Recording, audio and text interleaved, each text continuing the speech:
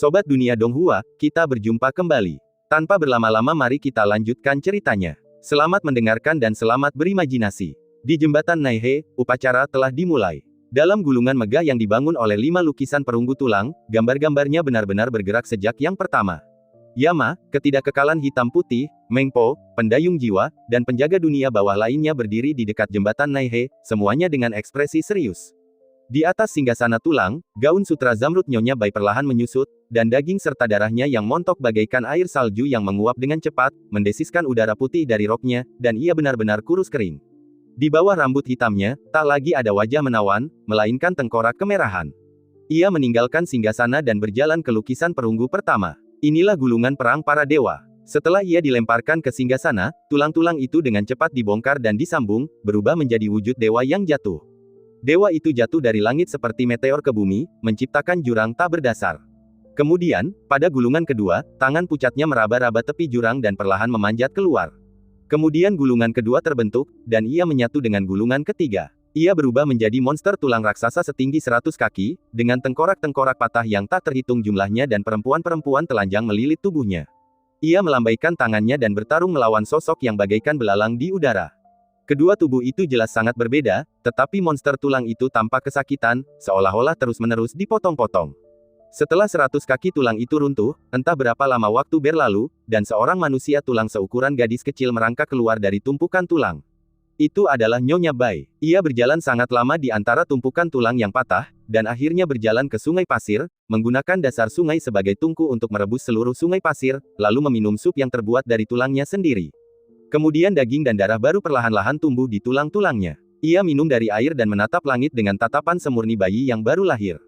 Kemudian ia berjalan menuju kota di tepi sungai, memasuki kota, memasuki kerumunan yang ramai, dan berjalan menuju singgasana tulangnya selangkah demi selangkah. Semua adegan pun berkembang. Nyonya Bai berjalan memasuki lukisan perunggu terakhir, persis seperti di lukisan sebelumnya, membelakangi singgasana, dan duduk perlahan. Wajahnya dipenuhi kelelahan, seolah-olah ia telah mengalami kembali kehidupan masa lalunya. Ia duduk sendirian di singgasana, tak pernah memandang jiwa jembatan Naihe lagi. Tengkorak menutupi tubuhnya bagai kepingan salju, berubah menjadi daging dan darah yang montok dan indah, nyaris tanpa cacat. Dan di tepi air berpasir, kelima lukisan perunggu putih yang telah susah payah dilukis oleh lelaki tua itu benar-benar hidup setelah Nyonya Bai keluar dari lukisan terakhir. Di antara setiap lukisan, lukisan-lukisan yang tak terhitung jumlahnya mulai terbentuk, menghubungkan gambar-gambar yang tak koheren itu, dan setiap gambar terhubung erat dengan gambar berikutnya, dan semua gambar terhubung menjadi sebuah cerita yang utuh. Inilah kelima lukisan yang Nyonya Bai habiskan bertahun-tahun untuk dideduksi. Kini, kelima lukisan ini berada di titik-titik paling kritis, dan telah melahirkan lukisan-lukisan yang tak terhitung jumlahnya yang saling terkait seperti proses melahirkan. Jika Ning Changjiu melihat pemandangan ini saat ini, ia pasti akan sangat terkejut. Karena lukisan-lukisan ini menceritakan kisah masa lalu Nyonya Bai, dan kisah negeri Linhe menjadi Fengdu, tetapi ini bukan sekadar masa lalu. Kini di kota ini, kelima lukisan ini setara dengan 5 pilar menjulang tinggi, membangun logika mitologis Fengdu ini. Logika mitologis adalah salah satu kunci agar setiap kerajaan dewa tetap konsisten setelah kematian. Fondasi logika mitologis harus dibangun di atas fakta-fakta nyata dan teliti yang telah terjadi, dan tidak dapat dibuat-buat begitu saja. Kemudian, ia diubah secara berlebihan berdasarkan fakta-fakta ini, ditutupi dengan tabir misterius, dan dijadikan mitos. Tabir ini adalah tabir yang memisahkan dunia manusia dari kerajaan dewa, seperti tirai persik, tetapi derajatnya tak terhitung kali lebih tinggi darinya, karena tabir ini dibangun oleh kisah para dewa. Jika fondasi kisahnya terlalu palsu atau mitosnya menyimpang dari aslinya, kerajaan dewa akan runtuh. Saat ini, Nyonya Bai sedang menunggu semua ini selesai. Nyonya Bai tidak hanya akan membangun Fengdu, ia ingin menjadikan Fengdu ini kerajaan dewa yang baru dan nyata. Ia berkata akan memberikan umur panjang kepada seluruh kota. Bagaimana mungkin dunia bawah berumur panjang? Satu-satunya hal yang benar-benar dapat bertahan selamanya adalah kehidupan dalam mitologi. Dan kini ia memunggungi tahta, duduk sendirian, tampak lelah, menunggu logika mitologisnya selesai dan dinobatkan sebagai raja baru.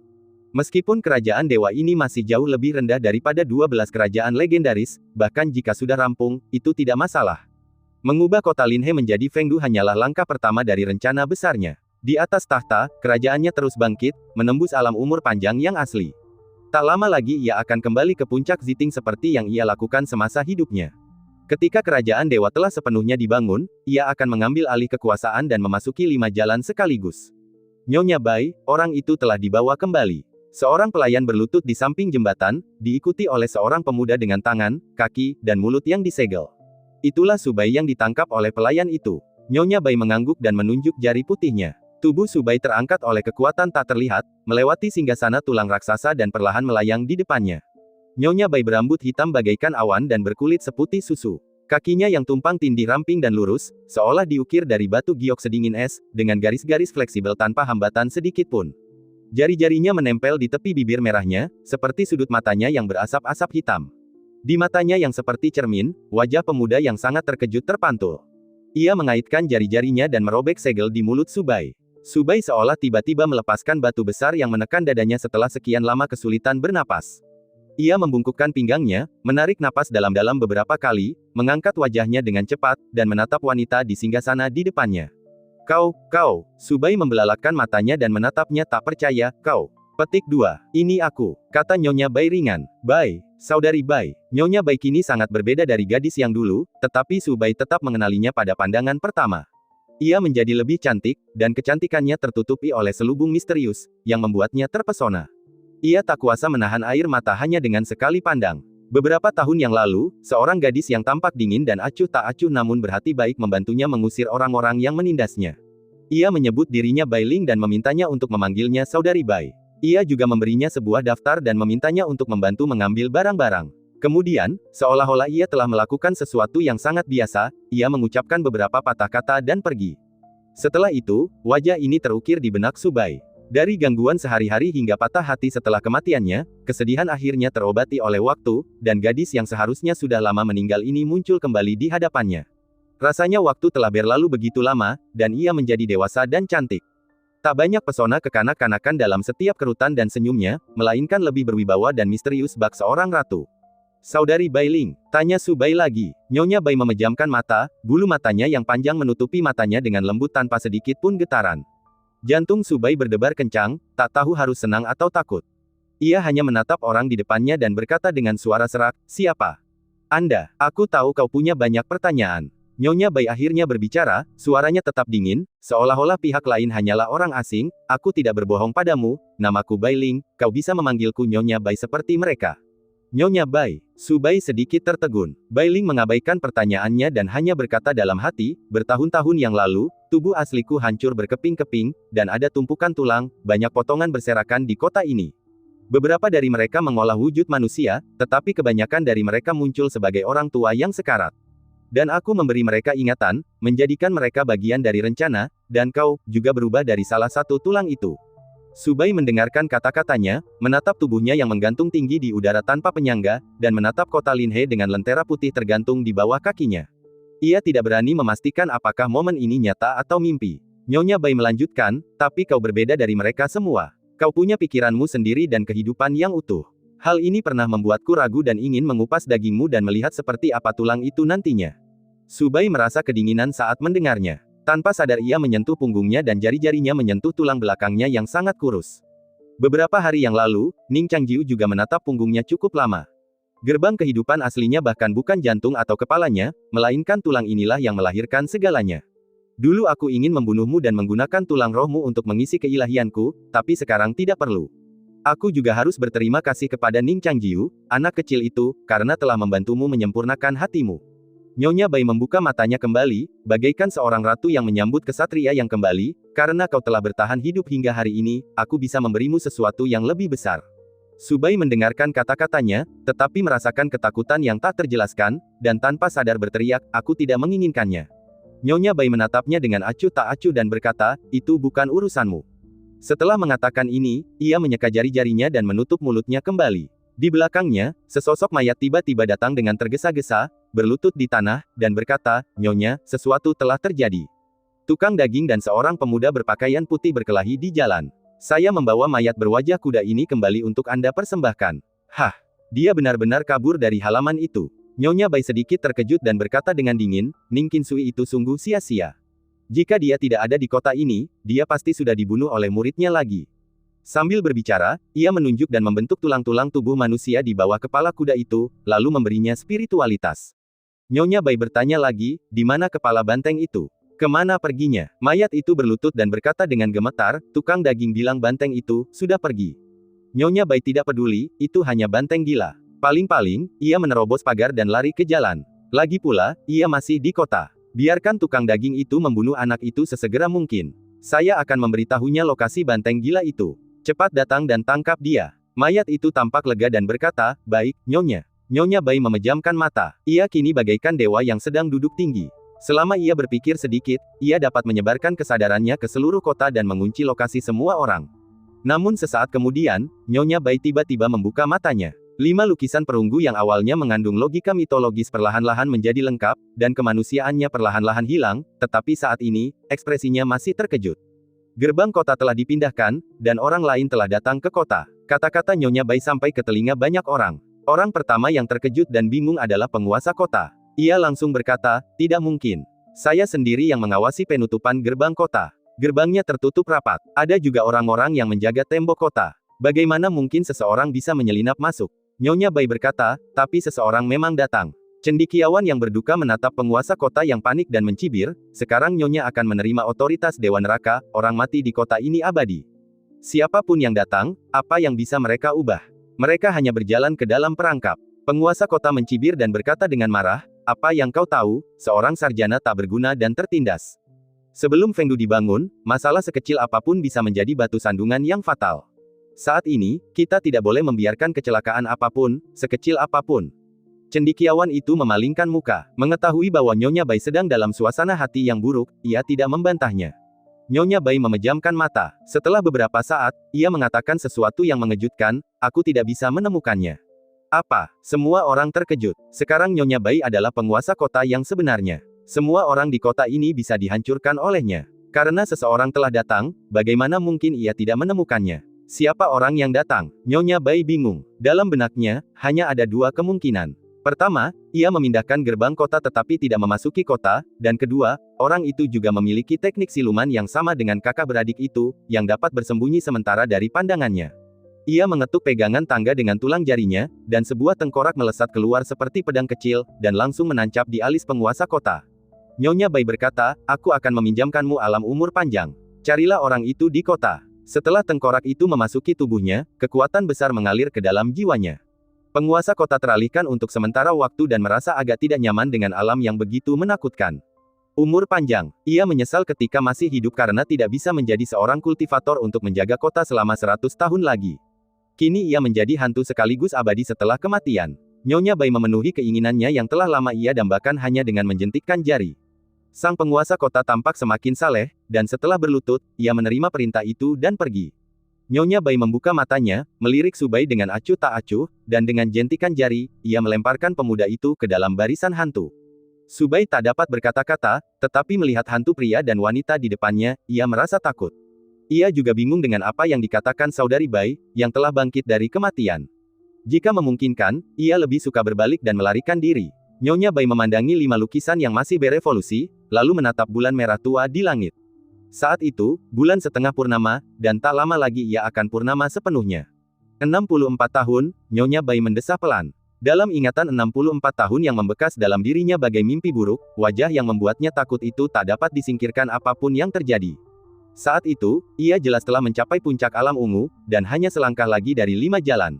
Namun, di hadapan keempat monster tua itu, ia tak berdaya melawan. Meskipun monster itu begitu kuat, ia tetap saja salah perhitungan.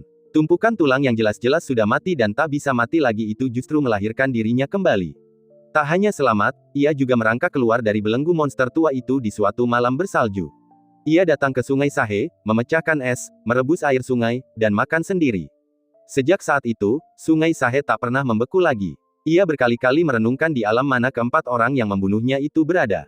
Apakah mereka dewa dari negeri tersembunyi yang ingin membunuh makhluk-makhluk yang melanggar hukum langit dan bumi? Hanya saja ia berlatih dengan tekun, tidak memakan daging manusia, dan tidak membunuh orang tak bersalah. Hanya karena rumor bahwa ia bisa hidup selamanya dengan memakan tulangnya, ia tak tahu dari mana asalnya. Maka, tak terhitung banyaknya orang di Nanzu yang ingin membunuhnya, menyebabkan kekacauan dengan korban jiwa dan luka yang tak terhitung jumlahnya. Dewa itu mengenakan jubah dan untaian manik-manik Buddha, tampak penuh welas asih. Cara untuk menyelesaikan kekacauan ini adalah dengan bunuh diri secara langsung. Sungguh konyol merasa bersalah karena menyimpan harta karun dan pantas mati. Nyonya Bai membuka bibir merahnya dan tertawa dalam hati. Setelah kematian itu, ia akhirnya mengerti bahwa setinggi apapun kerajaannya, ia tetap tak akan mampu bertahan hidup di bawah tangan penguasa negeri tersembunyi yang mengendalikan hukum. Satu-satunya cara adalah memiliki kekuatan untuk benar-benar melawan mereka, menjadi raja tertinggi di negerinya sendiri, dan semua hukum mematuhi perintahnya. Ia menginginkan semua makhluk di kota, dan setajam apapun pedang, ia tak dapat membunuh mereka. Inilah kekuatan hukum. Nyonya Bai terus tertawa, dadanya naik turun, dan gaun panjangnya yang terbuat dari tulang putih sangat menarik perhatian di malam hari. Saat ini, ia bertengger di singgasana, bagaikan pohon willow putih mati yang kusut dengan kepala yang indah tumbuh di atasnya. Tahta itu membawanya tinggi ke angkasa, dan ia hampir bisa menyentuh bulan merah dengan tangannya. Kelopak matanya terkulai, dan pandangannya tertuju pada kota yang menghadapnya. Saat itu, lentera-lentera merah besar di kota telah memutih.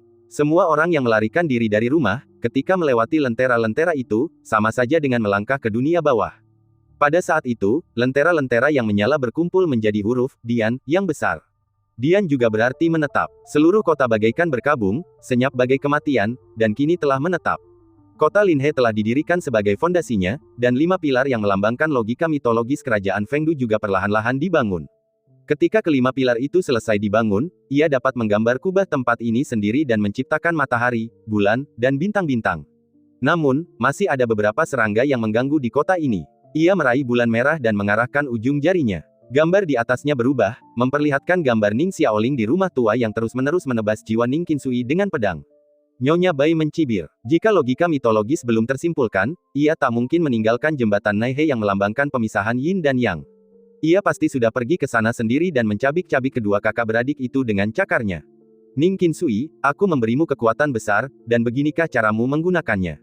Suara agung Nyonya Bai, dengan sihir tak terbatas, menembus bulan merah. Titik titik titik, titik titik titik. Suara Nyonya Bai bergema di atas halaman, dan bulan merah bersinar semakin terang.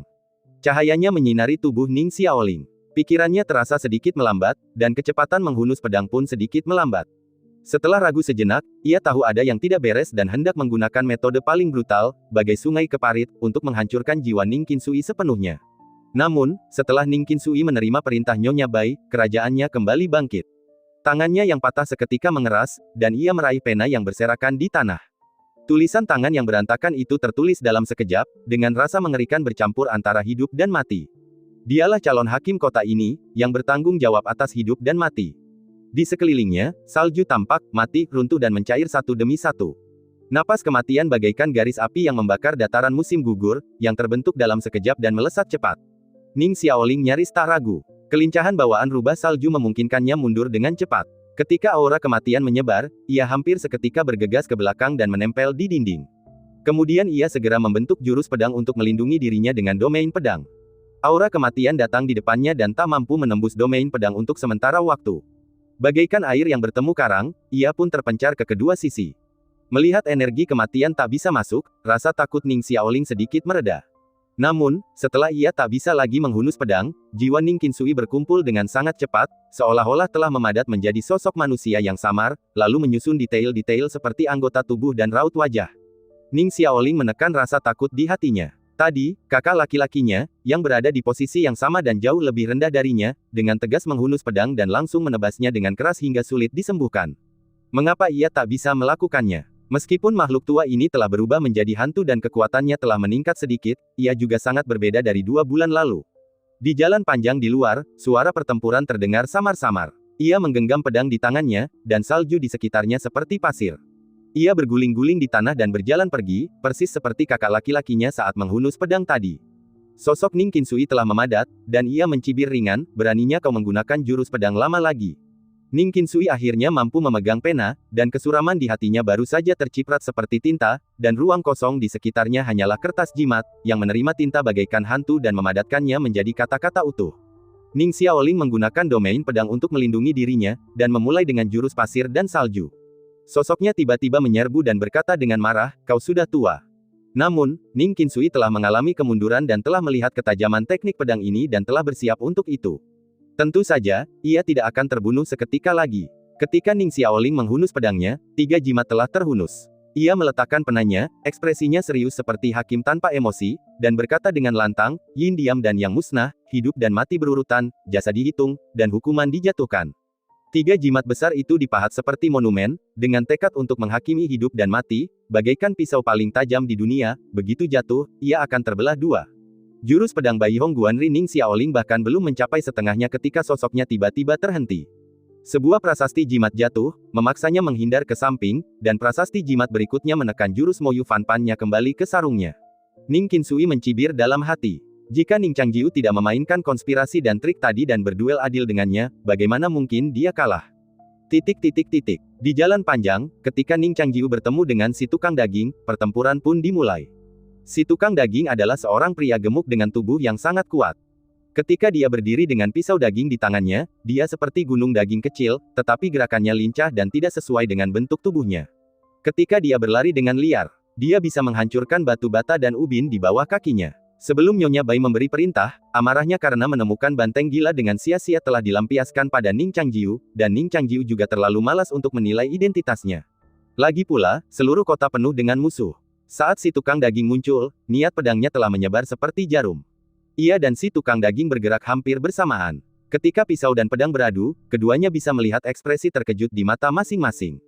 Pihak lain ternyata manusia. Kejutan ini tidak berlangsung lama. Si tukang daging telah membunuh babi sepanjang hidupnya. Sekuat apapun babi itu, ia bisa membunuhnya dengan satu pisau. Luka halus di leher kepala kuda tadi membuatnya sangat puas. Ia pikir Nyonya Bai akan memujinya setelah melihatnya. Dan pemuda buta ini, yang tidak sekuat babi, berani menghalangi jalannya. Benturan pedang dan pisau, suara dentingan logam bergema di sepanjang jalan panjang. Setelah benturan pertama, tak satu pun dari mereka berhenti sama sekali. Benturan kedua datang lagi. Saat benturan, si tukang daging terkejut mendapati bahwa anak laki-laki kurus di seberang lebih cepat darinya. Ketika pisaunya masih di atas dadanya, pedang itu sudah menebas ke arah bahu dan lehernya. Si tukang daging meraung, dan batu-batu di bawah kakinya langsung hancur berkeping-keping. Ledakan kekuatan yang tiba-tiba itu mendorong pedang itu mundur sejenak, dan pisau di tangannya pun memotong bersamaan. Setelah tabrakan sederhana lainnya, kedua sosok itu mundur sedikit. Si tukang daging terkejut ketika menyadari bahwa jika Nyonya Bai tidak memberinya alam yang sangat tinggi, ia mungkin telah dipenggal oleh pihak lain dalam pertemuan kedua. Baginya, yang telah membunuh sepanjang hidupnya dan mengejar tujuan membunuh orang dengan satu pisau, hal ini benar-benar tak tertahankan. Dalam rencana awalnya, setelah membunuh banteng gila itu dengan satu pisau, ia akan menggunakan semua kehalusan yang telah dipelajarinya dalam hidupnya, tanpa hambatan apapun, untuk memenggal kepalanya dengan satu pisau. Betapa indahnya hidup seperti itu. Namun sekarang, ia harus menghabiskan energi untuk membunuh orang lain. Ia telah membunuh banyak orang di masa mudanya. Setelah memasuki kota dan memulai kehidupan yang stabil, bilah pisaunya tidak pernah menjilat darah manusia lagi. Kini hasrat haus darahnya bangkit kembali, ia mengambil pisau jagal di tangannya dan menyerbu maju dengan berani. Ning Changjiu tidak mau terlibat dengannya. Ia juga berencana membunuh lawannya dengan cepat, lalu pergi ke jembatan Naihe untuk mengganggu upacara Nyonya Bai. Bentrokan pedang dan pisau menjadi semakin nyaring dan sengit. Hampir tak ada kesan mewah, dan setiap serangan merupakan benturan satu lawan satu antara baja. Si tukang daging masih meremehkan kecepatan pedang Ning Changjiu. Meskipun ilmu pedangnya sudah sangat cepat dan kuat, ia hampir bisa mematahkan hati atau memenggal kepala seseorang hanya dengan satu tebasan. Namun, ia menyadari bahwa ia sama sekali tidak bisa menghunus pedangnya. Pedang lawan terlalu cepat, dan setiap tebasannya terhenti. Ia hanya bisa melawan dengan tergesa-gesa di sepanjang jalan yang dilalui jurus pedang. Saat ia terus mundur, batu bata dan ubin di tanah pecah satu per satu. Niat membunuh dan amarah di hatinya bagaikan lava yang terkumpul di kawah gunung berapi. Begitu jurus pedang lawan habis, api yang berkobar akan melelehkan segalanya dan meletus, memenggal kepala lawan. Pedang-pedang itu beradu lagi, dan si tukang daging mundur selangkah lagi, mulutnya yang seperti harimau menganga hampir tak bisa memegang pisaunya dengan mantap. Pedang itu tak berhenti lama, dan langsung jatuh lagi. Ia harus berguling ke samping untuk menghindarinya. Pedang itu meleset, lalu dengan cepat berubah menjadi sapuan, terus mengejar.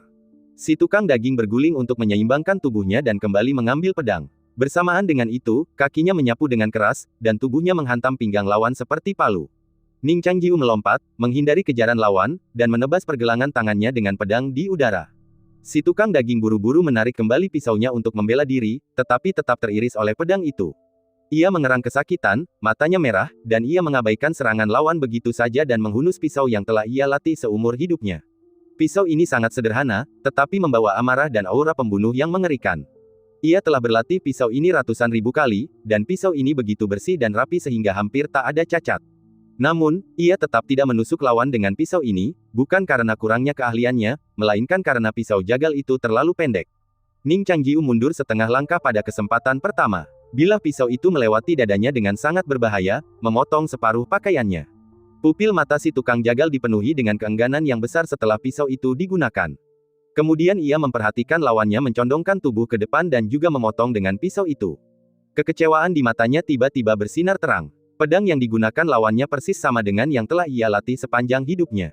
Ia tidak lagi punya waktu untuk iri pada lawannya karena meniru keterampilan pisau yang sama yang telah ia pelajari sepanjang hidupnya hanya dengan sekali pandang. Ini adalah pertama kalinya ia melihat pisau ini di tangan orang lain. Rasanya seperti melihat dirinya sendiri di cermin, dan ia melihat keindahan yang hampir melampaui hidup dan mati. Pada saat itu, jauh di lubuk hatinya, ia merindukan lawannya untuk memenggal kepalanya begitu saja. Namun, adegan yang ia dambakan tak kunjung terjadi. Dengan suara ding yang sangat keras, pedang Ning Changjiu terhantam sesuatu dan terlempar keluar jalur. Celah sesaat itu membuat si tukang daging tanpa sadar menarik kembali pisaunya untuk membela diri. Si tukang daging berhasil lolos, tetapi hatinya terasa hampa. Ia menoleh ke belakang bahu Ning Changjiu, lalu berkata dengan marah, "Mengapa kau, seorang Taois tua, ikut bersenang-senang?" Sambil berbicara, ia mengabaikan Ning Changjiu dan langsung melemparkan pisau daging di tangannya ke arah Taois tua yang telah menyelamatkan nyawanya. Taois itu adalah Ning Qinsui yang berjalan keluar rumah. Ia menatap pisau yang berterbangan itu, dan dengan lambaian pena hakim, ia menjatuhkannya ke tanah. Ia menatap si tukang daging dan berkata dengan marah, "Terima kasih telah menyelamatkan nyawamu, orang tua, jangan tidak tahu berterima kasih. Selamatkan nyawaku." Wajah si tukang daging melotot dengan urat biru, dan ia berkata dengan marah, "Kau bayar dengan nyawaku." Sambil berkata demikian, ia mengulurkan telapak tangannya, mengendalikan udara, dan kembali mengendalikan pisau jagal untuk menerkamnya.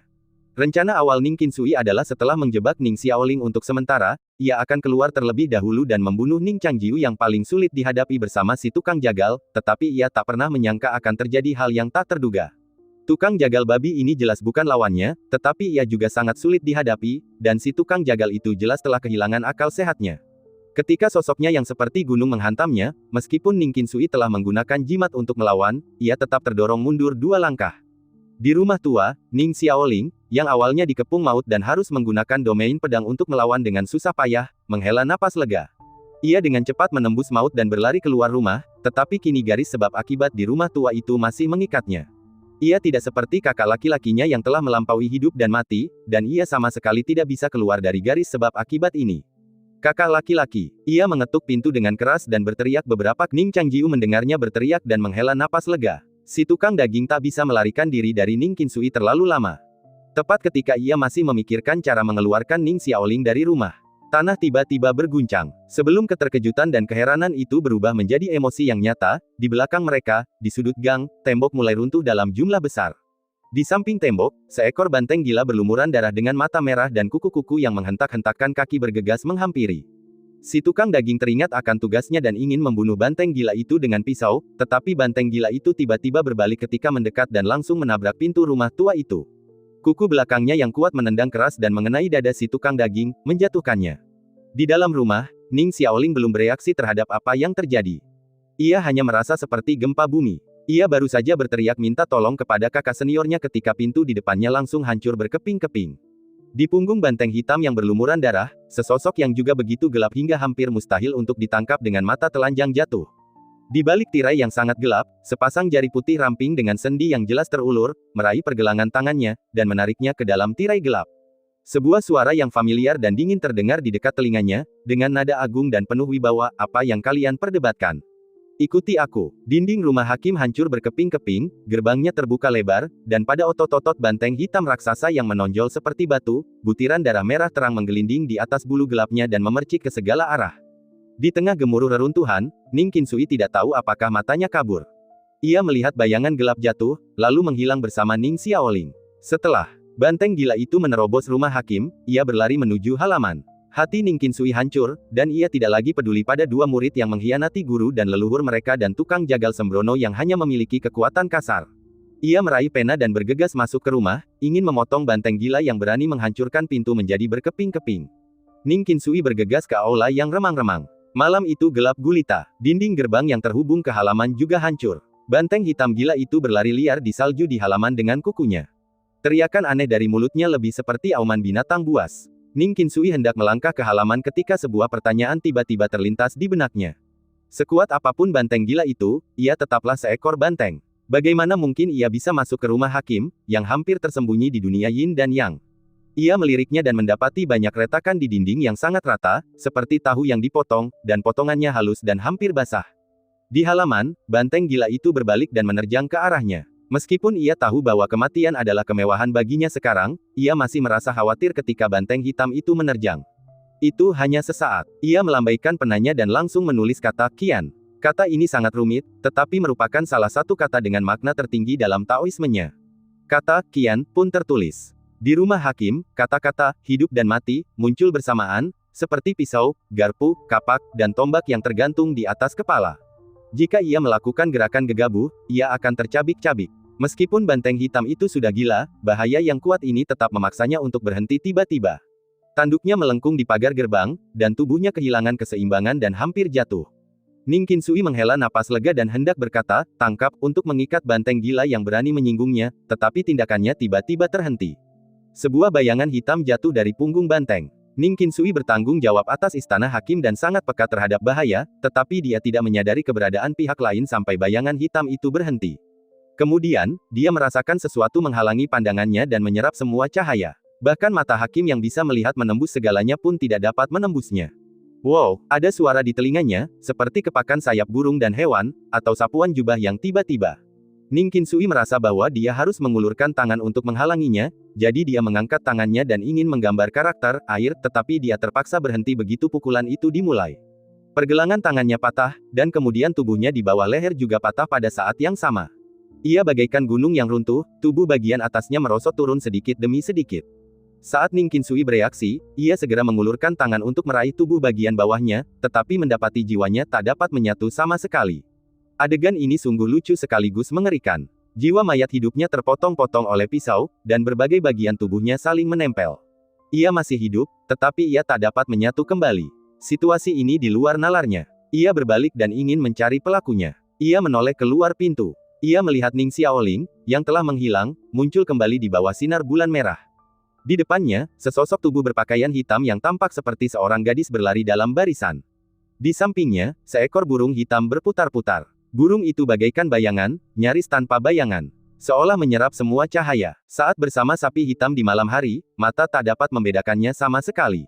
Gadis itu hanya membungkus dirinya dengan burung hitam ini, menyembunyikannya sepenuhnya dalam kegelapan. Pada saat ini, ia menunjukkan sosoknya dan berlari lurus ke arah si tukang daging. Burung hitam itu menjerit, dan berhamburan menjadi partikel-partikel yang tak terhitung jumlahnya saat gadis itu menyerbu, lalu mengembun menjadi pedang panjang berwarna gelap di tangannya dalam sekejap. Pedang itu menembus jalanan yang panjang. Tengkorak si tukang daging terguling ke tanah. Jika ia melihat pedang ini, wajahnya pasti akan menunjukkan rasa syukur atas keselamatannya, tetapi pedang itu terlalu cepat. Ia hanya melihat bayangan yang melesat di malam hari, tetapi tidak sempat menyadari apa yang terjadi. Maka di atas kepalanya, sepasang mata masih menatap dengan takjub, dan pupil di bagian putih matanya yang besar menyusut menjadi kacang kecil. Setelah memenggal kepala si tukang daging, gadis itu tidak berhenti, dan pedang panjang itu kembali berubah menjadi seekor burung besar. Ia melompat dan dengan lincah naik ke punggung burung itu, terbang melintasi jalanan yang panjang, dan setelah berputar, ia menarik Ning Xiaoling kembali ke punggung burung itu. Saat kepala si tukang daging jatuh ke tanah, Ning Changjiu akhirnya menghela napas lega. Sejak pertama kali melihat stempel, memegang rembulan dan membelah awan, di surat dari Ning Qinsuizang, ia sudah menduga akan bertemu dengannya di kota Linhe ini. Di saat kritis, kejadian ini benar-benar terjadi di hadapannya, dan hatinya yang tegang menjadi rileks. Ia hendak mengatakan sesuatu ketika burung hitam itu terbang di depannya dan sebuah tangan dengan sentuhan dingin meraihnya. Ning Changjiu ditarik ke atas punggung burung hitam 9 bulu. Cahaya rembulan merah jatuh, tetapi ditelan oleh sayap lebar 9 bulu, sehingga Nyonya Bai pun hanya bisa mendeteksi gerakan di sini, tetapi tidak bisa melihat situasi spesifiknya. Kenapa kau masih begitu lemah? Gadis cantik dengan tali merah terikat di ekor kudanya meliriknya. Itulah kalimat pertama yang diucapkannya. Ning Changjiu dan pertanyaan-pertanyaannya tercekat di perutnya oleh kalimat ini. Ia berkata tanpa daya, tentu saja itu tidak sebanding dengan bakat luar biasa yang mulia. Zhao Xianger mengangguk dan berkata, senang mengetahuinya. Ning Changjiu tidak menjawab, tetapi berkata dengan tulus, terima kasih atas penyelamatan Anda, Yang Mulia. Zhao Xianger berkata, Anda tidak akan mati tanpa penyelamatan saya. Saya telah menyelamatkan adik perempuan saya, Xiaoling. Burung itu membawa mereka tinggi dan tiba di langit kota Linhe. Di kejauhan, pilar-pilar cahaya itu bagaikan 5 jari tebal, menembus malam yang panjang. Di antara setiap pilar cahaya, bayangan-bayangan jernih yang tak terhitung jumlahnya bergoyang. Ning Changjiu bertanya, "Yang mulia, apakah Anda punya rencana bagus untuk situasi kota saat ini?" Zhao Xianger mengerutkan kening dan berkata, "Situasi apa? Saya belum lama berada di kota ini." Ning Xiaoling, yang masih syok, berbaring di punggung burung itu dan merasa sedikit lega setelah mendengarkan percakapan mereka. Saat itu, ketika mendengar Zhao Xianger mengatakan ini, ia berpikir bahwa Suster Zhao benar-benar hebat. Dia berani menerobos masuk ke kota untuk menyelamatkan orang tanpa mengetahui apapun. Tidak seperti kakak senior, dia berani tinggal di sini tanpa mengetahui apapun. Sungguh gegabah. Ning Changjiu berkata singkat, seekor monster tulang putih ingin memurnikan kota ini menjadi Fengdu. Saat bulan merah ini purnama, kota ini akan menjadi kota mati. Zhao Xianger mengangguk dan berkata, penghalang dunia bawah di sini belum stabil dan tidak bisa menjebak Jiu Yu. Jika kau ingin keluar, aku bisa mengirimmu pergi dulu. Ning Changjiu bertanya, bagaimana denganmu? Zhao Xianger menatap kelima pilar cahaya yang menjulang tinggi dan berkata dengan dingin, mereka yang merebut tanah negara ini semuanya adalah musuh jalan agungku. Ning Changjiu kemudian teringat belenggu dalam karakternya, siang, dan mendesah, yang mulia adalah pahlawan sejati. Zhao Xianger meraih ke belakang lehernya dan mengeluarkan pedang payung yang terbungkus kain hitam di punggungnya. Ia melirik Ning Changjiu dan bertanya, apa keputusanmu? Ning Changjiu berkata, saya bersedia pergi bersama Yang Mulia. Zhao Xianger tetap tenang, tidak tahu apakah ia puas atau jijik dengan keputusannya. Angin dingin yang menyesakkan menerpa telinganya, dan huruf Dian besar yang dibentuk oleh lentera-lentera putih di bawah kota semakin jelas dalam pandangannya. Zhao Xianger tiba-tiba menoleh ke arah Ning Xiaoling dan bertanya, kamu berada di alam mana? Ning Xiaoling menjawab dengan ragu, alam awal Tongxian. Zhao Xianger bersenandung dan memuji, lumayan. Ia bertanya dengan santai, bagaimana dengan kakak seniormu? Ning Xiaoling melirik kakak seniornya, menepuk dadanya dan meyakinkan, kakak senior seharusnya bisa memasuki alam Suan dalam waktu 1 bulan. Zhao Xianger sedikit terkejut dan perlahan memalingkan wajahnya. Malam itu membuat alis indah gadis itu terlihat semakin menawan. Ia berkata dengan ringan, apakah kamu tidur selama 2 bulan terakhir? Ning Changjiu terdiam beberapa saat dan berkata, tidak juga. Zhao Xianger bertanya, Lu Jiajia tidak peduli padamu. Petik 2 petik 2. Ning Changjiu masih memikirkan jawabannya, Ning Xiaoling di sampingnya mulai mengungkap kekurangan kakak seniornya, tentu saja aku peduli, guru sangat tegas, dan kakak senior sudah sering dipukuli dengan tongkat. Mendengar ini, Zhao Xianger melengkungkan sudut bibir tipisnya dan tersenyum, aku tidak pernah menyangka hidup Taois Ning sesulit ini. Nona Lu itu benar-benar hebat, dia begitu kejam. Jika aku bertemu dengannya lain kali, aku akan memohon padamu. Ning Changjiu mendengarkan sarkasmenya dan berpura-pura tenang lalu berkata, Yang Mulia, jangan khawatirkan urusan pribadi guru. Ning Xiaoling juga menimpali, yah, kakak seniorku pernah berkata padaku bahwa seorang guru yang tegas akan menghasilkan murid-murid yang hebat setelah melewati kesulitan. Zhao Xianger mengangkat alisnya sedikit, menyelipkan sehelai rambut ke belakang telinga, tersenyum tipis, menggenggam pedang payung, dan berkata, kalau begitu, pegang tongkat ini baik-baik, dan aku akan melihat seberapa tinggi prestasimu dalam 3 tahun. Ning Changjiu berpikir dalam hati bahwa Lu Jiajia memang lebih mudah bergaul. Di depan Zhao Xianger, statusnya saat ini tidak cukup, dan mengatakan satu kata lagi akan membuatnya merajuk. Ning Xiaoling menatap kakak laki-lakinya dengan rasa ingin tahu, berpikir bahwa kakak laki-lakinya sungguh aneh. Mengapa dia tidak merasa kesal sama sekali ketika diejek oleh saudari Xianger? Tentu saja, dia tahu bahwa kakak laki-lakinya dan saudari Xianger belum membatalkan pernikahan mereka, dan secara nominal adalah pasangan yang belum menikah, jadi dia sengaja menghindari fakta bahwa dia bisa melihat emosi kakak laki-lakinya di depan Zhao Xianger. Di singgasana tulang, Nyonya Bai sudah murka. Ia tidak tahu identitas gadis yang tiba-tiba datang dan mencoba mengganggu upacaranya, tetapi burung raksasa hitam pekat di bawahnya yang tak terlihat jelas membuatnya merasa sedikit takut, di samping amarahnya. Penguasa neraka memerintahkan, semua hantu berlutut dan dengarkan. Teriak Nyonya Bai, mengetuk tengkorak di sandaran tangan kanan dengan jari-jarinya. Bulan merah bersinar lebih terang. Di bawah kekuatan penguasa neraka, ratusan tengkorak berguling turun dari singgasana, berkumpul menjadi 3 raksasa tulang putih raksasa seperti balok bangunan. Salah satunya membungkuk, seperti orang biadab yang berjalan di hutan belantara sambil memegang alat batu, yang satu berlengan sangat panjang, seperti kera raksasa, dan yang satu lagi tinggi dan kurus, seperti manusia tongkat raksasa. Meskipun mereka semua adalah sosok-sosok raksasa setinggi puluhan kaki, mereka tetap tampak kecil di depan pilar raksasa yang melambangkan logika mitologi.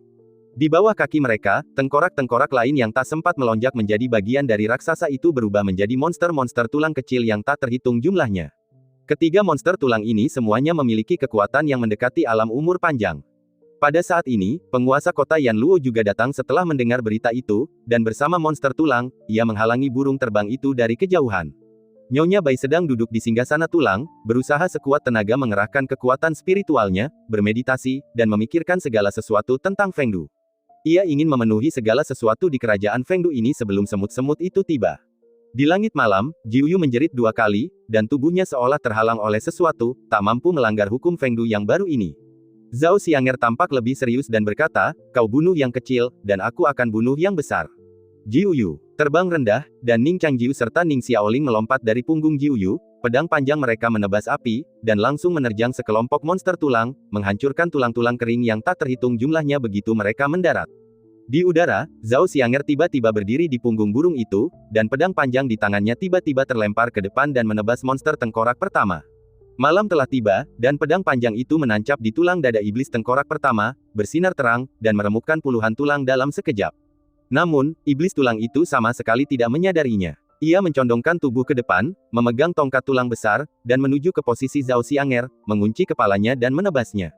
Zhao Xianger sama sekali tidak takut, dan langsung menghadapinya. Ketika tongkat itu jatuh, Zhao Xianger menghindar, dan pada saat yang sama, 9 bulu berubah menjadi pedang, memegang pedang panjang dan menusukkannya langsung ke palu tulang besar.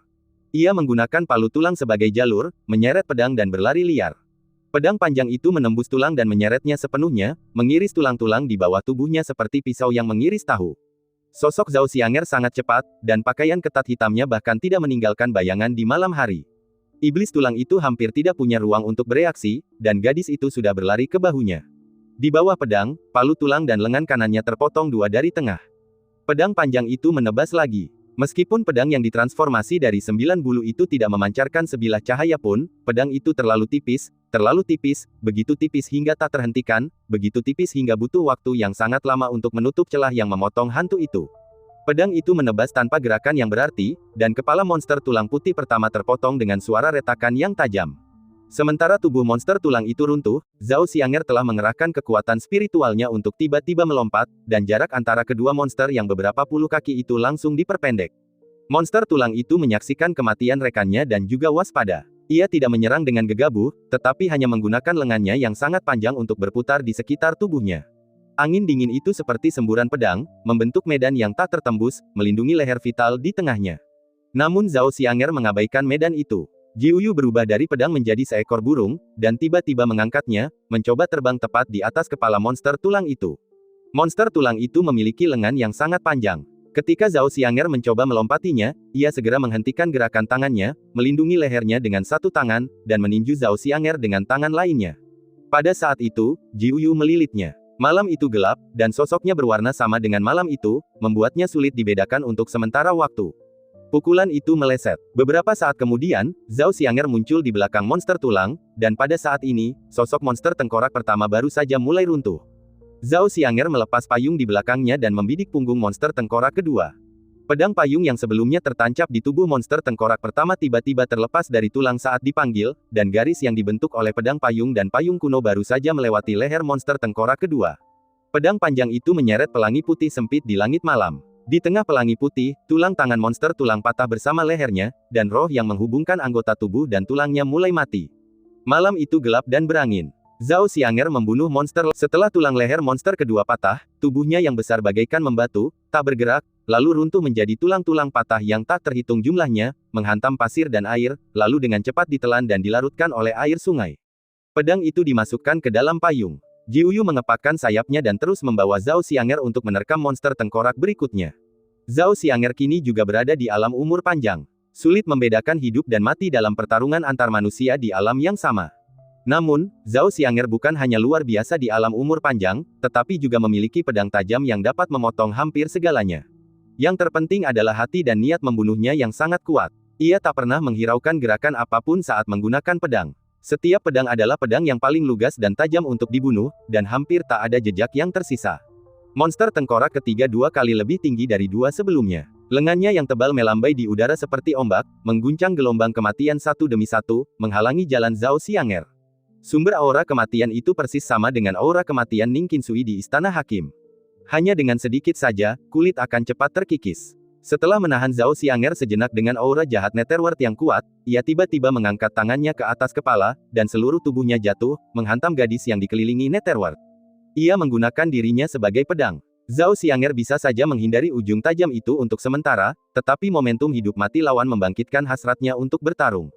Ia berteriak, membungkukkan tubuhnya sedikit, dan betisnya tiba-tiba mengerahkan tenaga. Sosoknya juga terangkat puluhan kaki dalam sekejap. 9 bulu berdenting, dan sekali lagi berubah menjadi pedang panjang di sekujur tubuhnya. Zhao Xianger mengambil pedang dan menebas langsung ke arah monster tulang putih itu. Tidak ada cahaya pedang yang menyilaukan, karena malam yang panjang sewarna dengan pedang itu. Ia memegang gagang pedang, seolah-olah ia memegang seluruh malam. Tebasan pedang itu bagaikan langit runtuh. Suara gemeretak tulang terdengar seketika, dan sebuah lubang besar muncul di belakang leher monster tulang itu. Zhao Xianger, berpakaian hitam dan mengenakan payung, keluar dari tulang-tulang itu. Ia tidak pergi untuk melihat kematian dan keruntuhan monster tulang itu, melainkan langsung bergegas ke jembatan Naihe. Di jembatan, semua orang seolah-olah sedang menghadapi musuh besar. Di bawah, Ning Changjiu dan Ning Xiaoling juga mematahkan tulang-tulang monster itu dengan pedang, dan menghancurkan jalan yang dipenuhi tulang patah. Ning Xiaoling mendongak, ia mendengar gerakan Zhao Xianger memenggal 3 monster tengkorak berturut-turut, dan sebelum ia pulih dari keterkejutannya, ia melihatnya bergegas menuju jembatan Naihe lagi. Ning Xiaoling mengepalkan tinjunya dan berkata dengan sedikit ketidakpuasan, "Kakak, mengapa roh yang diperoleh kakak Xianger begitu kuat sehingga dia selalu bisa berada di sisinya? Rubah kecilku jarang melepaskannya untuk menyerang seseorang secara diam-diam, dan aku harus segera merebutnya kembali." Ning Changjiu menghela napas dan berkata, "Saudara-saudariku seharusnya merasakan hal yang sama ketika mereka melihat kecepatan kultivasimu." Dalam percakapan singkat, keduanya mengikuti sosok Zhao Xianger dan bergegas menuju jembatan Naihe. Pada saat itu, Ning Qinsui, yang telah mengikat roh mayat hidup yang hancur dengan kata, "Tangkap," bergegas menghampiri sambil membawa kepala banteng hitam besar. Sebelum ia sempat berbicara, Nyonya Bai menunjuk suatu titik, dan tulang-tulang di bawah kepala lembu bertanduk itu pun terbuka, lalu tumbuhlah tubuh baru. Kepala lembu yang telah mati itu hidup kembali. Ia menatap tubuhnya yang seperti manusia dan menoleh dengan bodoh, seolah-olah tidak mengerti apa yang sedang terjadi. Mayat hidup lainnya yang menjaga jembatan Naihe, dipimpin oleh Yan Luo, juga bersiaga tinggi. Otoritas Fengdu berubah menjadi kekuatan besar dan mengalir ke dalam tubuh mereka, menghalangi jalan ketiga pemuda dan pemudi itu. Apa yang mereka wakili saat itu adalah bagian dari kekuatan Hades, dan mereka memiliki hukum yang unik bagi para dewa. Bahkan Zhao Xianger, yang memegang 9 bulu, sempat terhalang untuk sementara waktu. Di langit, bulan merah hampir purnama. Suara Nyonya Bai terdengar dingin, "Jangan buang waktu, hentikan arusnya." Kata-kata itu sampai ke telinga Ning Qinsui, dan seluruh tubuhnya gemetar. Tubuhnya yang terluka dengan cepat pulih sepenuhnya. Ia segera mengingat tugasnya, "Baik, Nyonya." Ning Qinsui melangkah di atas air berpasir. Ia berdiri di udara, memandangi air sungai yang bergelombang di bawahnya, menahan napas dan berkonsentrasi, dan pena hakim pun tergores di udara, menulis 2 kata, "Tangkap air," dengan sangat rapi. Tangkap air berpasir. Inilah wewenang khusus yang diberikan Nyonya Bai kepadanya. Kini air berpasir, yang hampir menjadi dunia bawah, ditariknya dengan kedua tangan. Air sungai tampak bukan lagi air sungai, melainkan pita kuning tua. Ketika Fengdu dibangun, air berpasir dan sungai pasir akan terpisah, sehingga perlu untuk memotong air berpasir terlebih dahulu dan membentuk lingkaran agar dapat bersirkulasi di kota ini.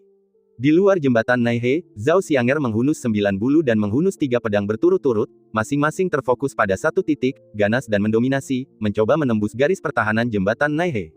Sekaligus, jembatan panjang itu bergetar tak stabil di bawah serangan bertubi-tubi Zhao Xianger, seolah-olah akan runtuh kapan saja. Para pejabat Hades yang membentuk formasi untuk menahan serangan Zhao Xianger juga terguncang dan berjuang keras untuk menopangnya. Di tangan Ning Qinsui, mata air kuning telah bangkit bagai seekor naga. Jika Anda melihat ke bawah ke arah kota dari atas, Anda dapat melihat bahwa air sungai yang seperti naga kuning telah menghubungkan tubuhnya menjadi sebuah cincin seperti ular dengan ekornya di mulutnya.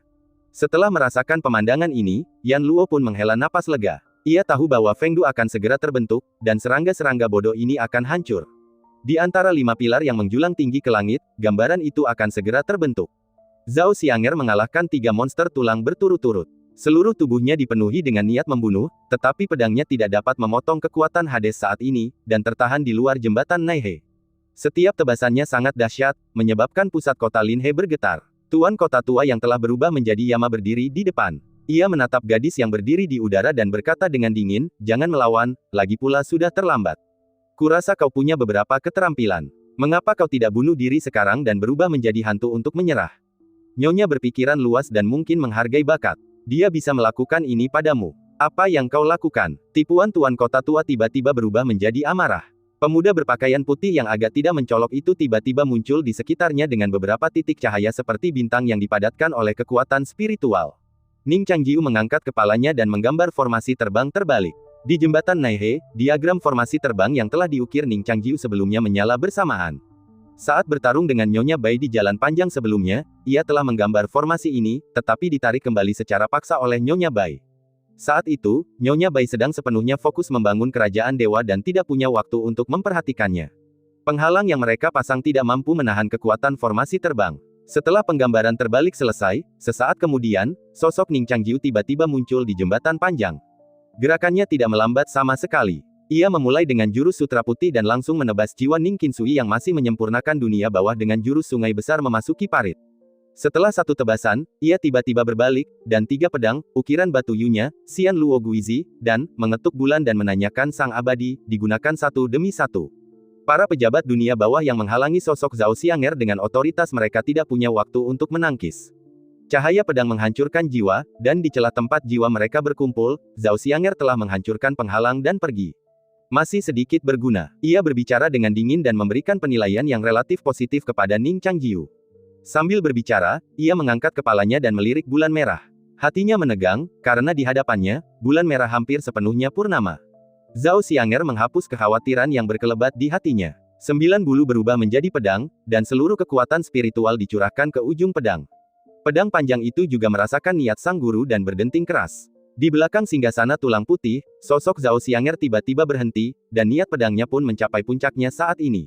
Ia mengangkat pedang tinggi-tinggi, seperti algojo yang mengayunkan ujung pisaunya, dan pedang itu terbungkus langit malam dan menebas, ingin menghancurkan wanita berkulit putih yang sedang membangun kerajaan Tuhan dalam satu gerakan.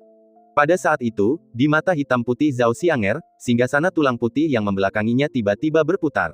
Segalanya terasa sangat panjang, entah itu putaran singgasana atau jatuhnya pedang panjang, atau segala sesuatu dalam semua persepsi, seolah-olah ada kekuatan buatan yang meregangkan semua yang mereka ketahui hingga sangat panjang. Ketika pedang 9 bulu jatuh, semuanya tampak terperangkap dalam siklus sebab dan akibat, dan singgasana tulang putih baru saja berputar dengan semestinya. Wanita bergaun panjang yang terbuat dari tulang, berbibir merah dan berambut gelap, menatap gadis yang memegang pedang dengan acuh tak acuh. Ia mengulurkan tangan dan mendorong pelan. Niat membunuh Zhao Xianger yang terpendam langsung sirna. Di tengah suara ledakan udara, Ji Uyu meraung, dan sosok gadis itu langsung terpental. Ia dengan cepat mundur di tengah malam dan tiba-tiba menabrak kompleks bangunan kota Linhe, menyebabkan banyak rumah runtuh dan jalan panjang terbelah. Di tengah reruntuhan, Zhao Xianger berjuang untuk bangun dengan payungnya. Jika ia tidak membuka payungnya tepat waktu untuk melawan, ia mungkin akan terluka parah dan tidak bisa bangun setelah pukulan itu. Saat ini, bulan merah di langit telah purnama, dan 5 pilar yang melambangkan logika mitologi juga telah sepenuhnya terkondensasi.